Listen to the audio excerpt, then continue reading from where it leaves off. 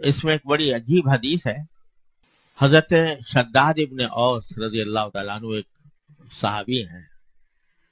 ان سے ایک مرتبہ نبی کریم سرور عالم صلی اللہ علیہ وسلم نے ایک عجیب بات ارشاد فرمائی. ان سے خطاب کرتے ہوئے فرمایا کہ اے شداد، جب لوگ سونا چاندی جمع کر رہے ہوں، جب لوگ سونا چاندی جمع کر رہے ہوں، جمع کر کے اپنے پاس رکھ رہے ہوں، ان کا ذخیرہ بنا رہے ہوں، ان کا خزانہ اکٹھا کر رہے ہوں، تو میں تم کو کہتا ہوں کہ چند کلمات کا خزانہ اپنے پاس جمع کرو، یعنی چند دعاؤں کا خزانہ. یعنی ساری دنیا کے لوگ جو ہیں وہ تو اس فکر میں پڑے ہوئے ہیں کہ میرے پاس پیسے زیادہ ہو جائیں، سونا میرے پاس زیادہ ہو جائے، چاندی زیادہ ہو جائے. سونا چاندی سے مراد یہ ہے کہ دولت زیادہ ہو جائے. تو لوگ تو اس کو جمع کرنے کی فکر میں ہیں اور اس کے لیے ساری دوڑ دھوپ کر رہے ہیں. میں تم کو ایسی حالت میں تلقین کرتا ہوں کہ چند کلمات کو اپنے پاس سونے چاندی سے زیادہ قیمتی سمجھ کر جمع کرو. اور پھر ایک دعا تلقین فرمائی. عجیب دعا ہے. فرمایا یہ کلمات اپنے پاس اس طرح رکھو جیسے لوگ سونا چاندی حفاظت کر کے رکھتے ہیں، یعنی اس کو پابندی کے ساتھ وہ دعا مانگا کرو. وہ کیا؟ فرمایا یہ کہو، یہ کلمات محفوظ رکھو اور یہ دعائیں بکثرت کیا کرو کہ اللہم انی اسألک الثبات فی الامر وعزیمت الرشد وشکر نعمتک وحسن عبادتک ولسانا صادقا وقلبا سلیما واسألک من خیر ما تعلم واعوذ بک من شر ما تعلم. یہ دعا تلقین فرمائی حضرت شداد بن اوس رضی اللہ عنہ کو، اور یہ فرمایا کہ سونے چاندی کو جمع کرنے سے 1000 درجہ بہتر ہے کہ آدمی یہ کلمات جمع کرے اور ان کلمات سے اللہ تبارک و تعالیٰ سے دعا مانگے. ان میں سے ہر چیز عجیب و غریب، اس کے پیچھے عجیب کائنات ہے مضامین. فرمایا یہ دعا کرو پہلے کہ اللہم انی اسألک الثبات فی الامر، اے اللہ میں آپ سے استقامت چاہتا ہوں دین کے معاملے میں. اللہم انی اسألک الثبات فی الامر، میں آپ سے دین کے معاملے میں استقامت چاہتا ہوں، یعنی اس دین کے اوپر قائم رہوں اور لوگوں کے کہنے سننے کی پرواہ نہ کروں، صرف آپ کی رضا کی خاطر میں اس دین کو اختیار کروں اور کتنے ہی مخالفتوں کے طوفان سامنے آ جائیں اس سے میں ہٹوں نہیں. یہ دعا مانگو، اللہم انی اسألک الثبات فی الامر، اللہم انی اسألک الثبات فی الامر. کیوں؟ اس لیے کہ اللہ بچائے انسان کے حالات تبدیل ہوتے بھی بعض اوقات دیر نہیں لگتی. شیطان ہر انسان کے ساتھ لگا ہوا ہے، نفس انسان کے ساتھ لگا ہوا ہے. تو اللہ بچائے کسی وقت بھی اللہ بچائے مت الٹی ہو جائے، سمجھ الٹی ہو جائے اور آدمی دین کے راستے سے پھر جائے. حدیث میں بعض اوقات آتا ہے کہ بعض آدمی ایسے ہوتے ہیں کہ وہ بہت اچھے عمل کر رہے ہوتے ہیں دنیا میں، اپنی دنیاوی زندگی میں بہت اچھے عمل کر رہے ہوتے ہیں، اتنے اچھے عمل کر رہے ہوتے ہیں کہ ان کے اور جنت کے درمیان سوائے ایک ہاتھ کے کچھ اور فاصلہ باقی نہیں رہتا. یعنی بالکل جنت کے قریب پہنچ گئے ہوتے ہیں اپنے نیک عمل کی وجہ سے. نیک عمل کرتے رہے یہاں تک کہ جنت میں اور ان میں صرف ایک ہاتھ کا فاصلہ باقی رہ گیا. لیکن اللہ بچائے اچانک ان کے حالات میں تبدیلی آتی ہے اور وہ پلٹ جاتے ہیں، دین سے پلٹ جاتے ہیں. تو اب بجائے جنت کے جانے کے جہنم میں چلے جاتے ہیں. اللہ بچائے، اللہ تعالیٰ حفاظت فرمائے. تو اس لیے یہ کچھ پتہ نہیں کس وقت مت الٹی ہو جائے، شیطان کسی غلط راستے پر ڈال دے. لہذا اللہ ہی سے مانگو کہ اللہم انی اسألک الثبات فی الامر، اے اللہ میں آپ سے اس دین پر استقامت مانگتا ہوں، دین پر ثبات مانگتا ہوں. یہ جو بزرگوں سے منقول ہے نا کہ دعا کیا کرو کہ ہمیں اللہ تعالیٰ خاتمہ ایمان پر فرمائے، حسن خاتمہ فرمائے، تو یہ ویسے ہی نہیں ہے. یہ اس لیے کہا گیا ہے کہ کچھ پتہ نہیں انسان کا کہ کس وقت شیطان کے جال میں آ جائے اور اس کی صورت میں اس کی وجہ سے اس کے حالات تبدیل ہو جائیں. اس سے بچنے کے لیے یہ دعا تلقین فرمائیے کہ میرا خاتمہ ایمان پر ہو. حضور اقدس صلی اللہ علیہ وسلم یہ دعا بھی تلقین فرمائی کہ اللہم اجعل خیر عمری آخرہ وخیر عملی خواتیمہ وخیر ایامی یوم القاک فیہ. اے اللہ میری سب سے اچھی عمر وہ ہو جو آخر عمر، اور سب سے اچھا عمل وہ ہو جو جس کے اوپر میری وفات ہو جائے، اور سب سے اچھا دن وہ ہو جس دن میں آپ سے جا کر ملوں. اور ایک دعا میں یہ فرمایا اللہم اختم لی بخیر عملی، اے اللہ میرا خاتمہ میرے سب سے بہتر عمل پر فرمائیے، جو میرا سب سے عمل بہتر ہو اس پر میرا خاتمہ ہو. یہ بزرگ یہ دعائیں بہت کثرت سے کیا کرتے تھے، اس لیے تاکہ استقامت کے ساتھ دنیا سے چلے جائیں. اللہ تبارک و تعالیٰ کی بارگاہ میں حاضر ہوں تو استقامت کے ساتھ حاضر ہوں. تو یہ معمولی بات نہیں ہے. ایک تو اس دعا میں سد باب ہے اس صورت کا کہ اللہ بچائے جب آدمی کا دل پھر جائے اور وہ غلط راستے پر آخر میں جا کے پڑ جائے. پتہ نہیں بہت سے واقعات ایسے ہیں تاریخ میں کہ بہت اچھا نیک آدمی تھا، سب کچھ تھا، لیکن آخر میں جا کے اللہ بچائے خاتمہ خراب ہوا. تو اللہ تعالیٰ سے اس کی پناہ مانگنے کی ضرورت ہے، اور اس کے لیے یہ دعا تلقین فرمائی کہ اللہم انی اسألک الثبات فی الامر.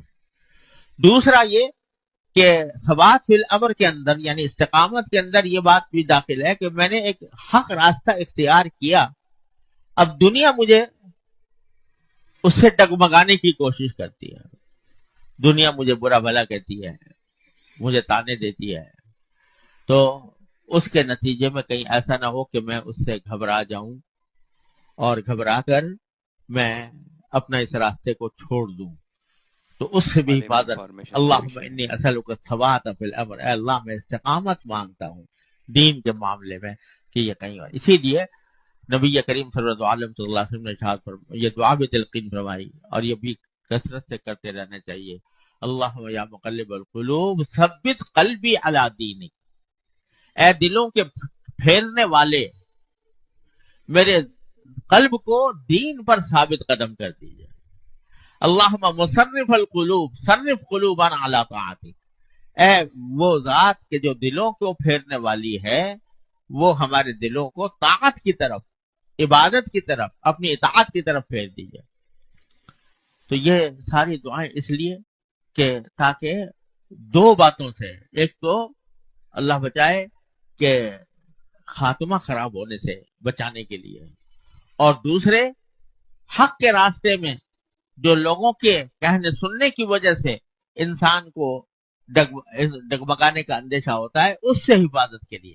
اللہ اس کو اس لیے فرما رہے ہیں کہ سونا چاندی سے جمع کرنے سے بہتر یہ ہے کہ تم یہ اپنے پروردگار سے یہ رابطہ قائم کر کے یہ دعا مانگو اللہم انی اسألک الثبات فی الامر.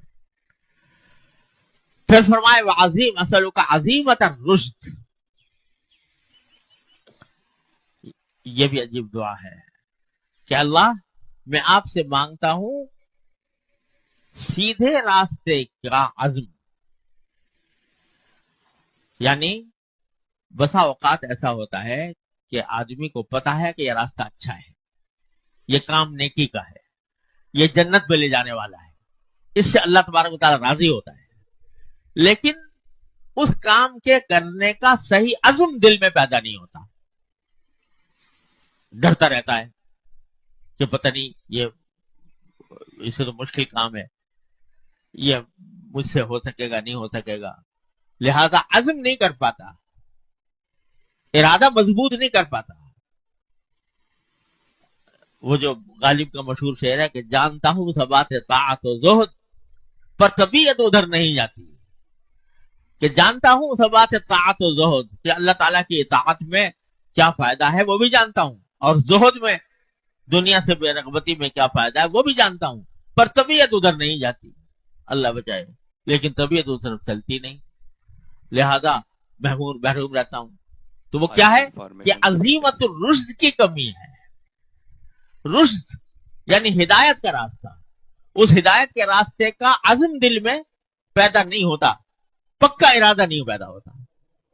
تو یہ بھی اللہ سے مانگو کہ اللہ میں کمزور ہوں، میری ہمت کمزور ہے، بے ہمت ہوں، بے حوصلہ ہوں، اے اللہ میری ہمت ایسی کر دیجئے کہ جس سے میں آپ کے رشد کی عظیمت، رشد کا عزم مصمم میں دل میں پیدا کر سکوں، میرے عزم کو پختہ کر دی۔ یہ بھی اللہ تعالیٰ سے مانگو۔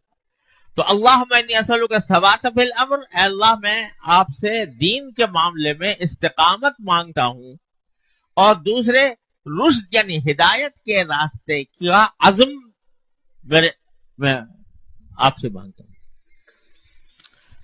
اب دیکھو تلقین سرکار دو عالم صلی اللہ علیہ وسلم یہ فرما رہے ہیں کہ اکثر و بیشتر یہ ہوتا ہے، ہم سب میں ہوتا ہے کہ ایک راستہ پتا ہے، یہ سیدھا راستہ ہے، پتا ہے کہ یہ ثواب کا راستہ ہے، پتا ہے کہ یہ جنت میں لے جانے والا ہے، پتا ہے کہ یہ اللہ تعالیٰ کو کی خوشنودی والا راستہ ہے، لیکن ہمت نہیں ہو رہی، ہمت پوری نہیں ہو رہی اس کام کو کرنے کی، اور اس کی وجہ سے آدمی کرنے سے معذور۔ بکثرت میرے پاس بھی خطوط آتے ہیں لوگوں کے، لوگ زبان سے بھی کہتے ہیں کہ ہم نے معمولات تو مقرر کر لیے ہیں مگر وہ ہو نہیں پاتے، ناغا ہو جاتا ہے، سستی آ جاتی، کاہلی ہو جاتی، ہو نہیں پاتے ہیں۔ یہ کیا ہو رہا ہے؟ عظیمت الرشد کی کمی ہے، بے ہمت ہے۔ تو سرکار دو عالم صلی اللہ علیہ وسلم فرما رہے ہیں کہ جب یہ صورتحال ہو تو وہ ہمت بھی اللہ سے مانگو، ہمت بھی اللہ سے مانگو، اے اللہ اپنی رحمت میں بے ہمت ہوں، ہمت عطا فرما دیجیے، میں بے حوصلہ ہوں، حوصلہ عطا فرما دیجیے، یہ بھی اللہ سے مانگو۔ عالم انفارمیشن آفیشر۔ میں نے اپنے والد ماجد قدس اللہ تعالیٰ سرہ سے سنا کہ ایک مرتبہ حضرت حکیم الامت مولانا شبیر صاحب تھانوی رحمۃ اللہ علیہ مجلس میں یہ بیان فرما رہے تھے کہ اللہ تبارک و تعالیٰ سے مانگنے والا چاہیے، اللہ تعالیٰ کے ہاں دینے میں کوئی کمی نہیں ہے، اللہ تعالیٰ کے ہاں دینے میں کوئی کمی نہیں، مانگنے والا چاہیے، کوئی جو ناشنا سے ادا ہو تو کیا علاج، ان کی نوازشوں میں تو کوئی کمی نہیں، وہ تو دینے والے ہیں اور دیتے ہیں، لیکن مانگنے والا چاہیے۔ اور اسی میں فرمایا کہ جھولی پھیلانے والا چاہیے، وہ جو سائل ہوتا ہے نا وہ جھولی پھیلاتا ہے، تو جھولی پھیلانے والا چاہیے، جو کوئی جھولی پھیلائے گا اللہ تبارک و تعالیٰ ضرور عطا فرمائیں گے اس کو۔ تو حضرت خواجہ مجذوب صاحب رحمۃ اللہ علیہ حضرت کے خاص خلفاء میں سے تھے، وہ بیٹھے ہوئے تھے، تو وہ پوچھنے لگے کہ حضرت آپ نے فرمایا کہ جھولی پھیلانے والا چاہیے، کسی کے پاس جھولی ہی نہ ہو تو کیا کرے، کسی کے پاس جھولی ہی نہ ہو تو کیا کرے؟ تو حضرت نے فرمایا جھولی بھی انہی سے مانگے، یا اللہ میرے پاس جھولی بھی نہیں ہے، آپ اپنے رحمت سے جھولی عطا فرما دیجئے، تو جھولی بھی ان سے مانگے۔ یعنی کسی کو اگر مانگنے کا سلیقہ نہیں آتا، مانگنے کی کا طریقہ اس کے پاس نہیں ہے، تو اس مانگنے کی صلاحیت بھی اللہ تعالیٰ سے مانگے کہ اللہ مجھے تو مانگنا بھی نہیں آتا، مجھے مانگنا بھی سکھا دیجئے۔ اللہم انی اسألک خیر المسئلہ و خیر الدعاء، سرکار دو عالم صلی اللہ علیہ وسلم تلقین فرمائی، اے اللہ میں آپ سے اچھی دعائیں مانگتا ہوں، اچھی دعا کرنے کا سلیقہ مانگتا ہوں، اچھی دعائیں میرے دل پہ القاء فرما دیجئے کہ میں وہ اچھی دعائیں مانگوں۔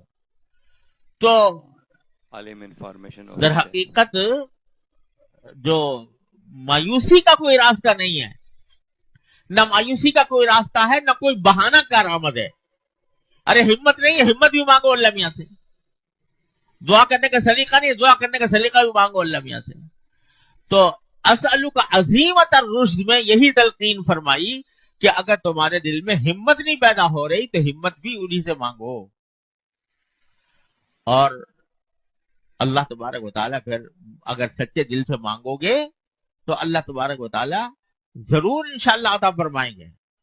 اور اگر بالفرض نہ بھی ملی تو آخرت میں اللہ میں سے کہہ تو سکو گے کہ یا اللہ میاں میں نے تو آپ سے مانگی تھی، اب مجھ سے مواخذہ نہ فرمائیے گا، اب مجھ سے مواخذہ نہ فرمائیے. ہمارے تو تھے یہ دعا کر لیا کرو، یا اللہ مجھے یا تو یہ سیدھا راستہ دکھا دیجئے، اس کے اوپر عمل کرا دیجئے، ورنہ پھر مجھ سے مواخذہ نہ فرمائیے، مجھ سے گرفت نہ فرمائیے. تو اسألک عزیمت الرشد، اے اللہ میں آپ سے رشد کا عزم مانگتا ہوں کہ میرے دل میں وہ عزم پیدا ہو جائے، رشد کے کام کرنے کا عزم پیدا ہو جائے، وہ بھی میں آپ سے مانگتا ہوں. میں تو کمزور ہوں اور میرے ارادے بھی کمزور، میری ہمت بھی کمزور، میرے حوصلے بھی کمزور، لیکن اللہ آپ کے قبضے قدرت میں سب کچھ ہے. مجھے عزم بھی عطا فرما دیجئے، مجھے میرے ارادوں میں پختگی بھی عطا فرما دیجئے اور مجھے اس سیدھے راستے پر لے گا. میرے حضرت ایک بات فرمایا کرتے تھے کہ ذرا یہ تصور کرو کہ میدان حشر میں اللہ تبارک و تعالیٰ کے سامنے کھڑے ہو اور سوال و جواب ہو رہا ہے. تو جب یہ پوچھا جاتا ہے کہ بھئی تم نے میرے دین کے اوپر پوری طرح کیوں عمل نہیں کیا تھا، یا فلاں تم سے گناہ کیوں سرزد ہوا تھا، یا فلاں دین کے خلاف کام کیوں ہوا تھا، تم اس کے جواب میں اگر یہ کہو یا اللہ میاں آپ نے مجھے پیدا ہی ایسے زمانے میں کیا کہ چاروں طرف فسق و فجور کا بازار گرم تھا، آنکھوں کو پناہ نہیں ملتی تھی، اور چاروں طرف کا ماحول ایسا تھا کہ جو دین سے دور لے جانے والا تھا. اگر آپ مجھے کہیں صحابہ کرام کے دور میں پیدا کیا ہوتا تو میرے لیے آسان ہو جاتا عمل کرنا، لیکن آپ نے پیدا کیا 20ویں صدی میں، 21ویں صدی میں، جس میں کہ چاروں طرف فسق و فجور کا بازار گرم ہے. تو میں کیا کرتا، میں جس طرح ساری دنیا جا رہی تھی میں بھی حساب چلا گیا. اگر تم یہ جواب دو، اس کے جواب میں اللہ تبارک و تعالیٰ فرمائے کہ یہ بتاؤ کہ کیا اس دور کے اندر بھی تمہیں دین پر کاربند کر دینا میری قدرت سے باہر تھا؟ عالم انفارمیشن آفیشل، میری قدرت سے باہر تھا، ظاہر ہے کہ نہیں تھا.